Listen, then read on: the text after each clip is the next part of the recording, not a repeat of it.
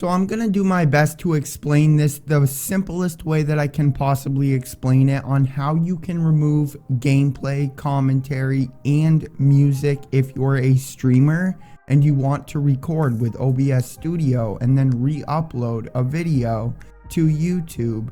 If you want to remove copyrighted music from your recordings, you do have the ability to do this.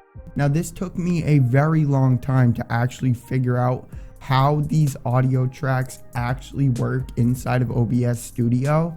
So I'm going to explain this the simplest way that I can possibly explain it, and then I will end up showing you a recording on the examples of what I'm about to tell you all. So I'm going to go ahead and disable the preview so that it doesn't look all like really awkward and weird. But how you get into these advanced audio properties is you just simply right click on your mouse, go into your advanced audio properties, and these are the tracks. So when we check this box, that means your microphone is going to be recording.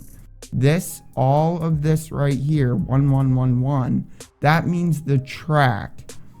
So if I want the gameplay, my desktop audio in this track as well, we would go ahead and check this box right here for my desktop audio. If I wanted to only have my commentary in track 2, I would check this box right here. If I want my desktop audio only in track 3, that is where I would check this box. So for all 3 tracks in this recording, I would have for track 1, my commentary and my desktop audio.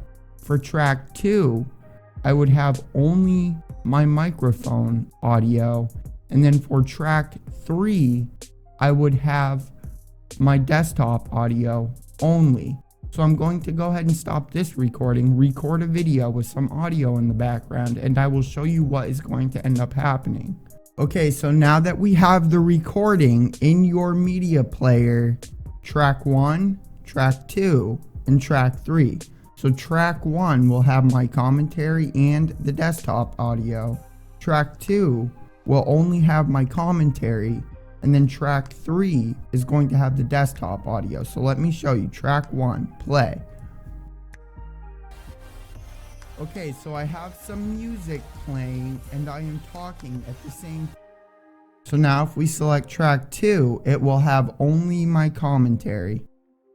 When I replay this video, my replay. So if we select track 3, it will have the music.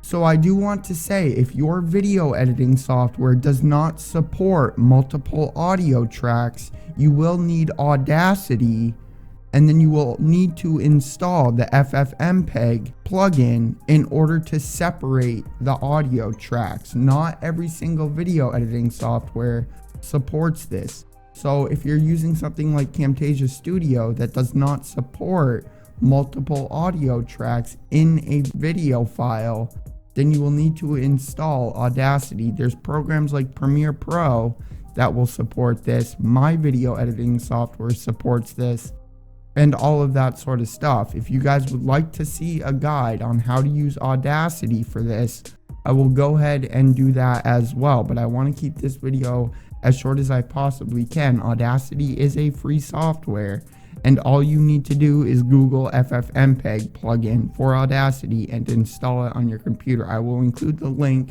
in the description for you guys if your video editing software does not support that. So yeah, I hope you guys enjoyed the video, and I hope that I explained this in the simplest possible way that I possibly could.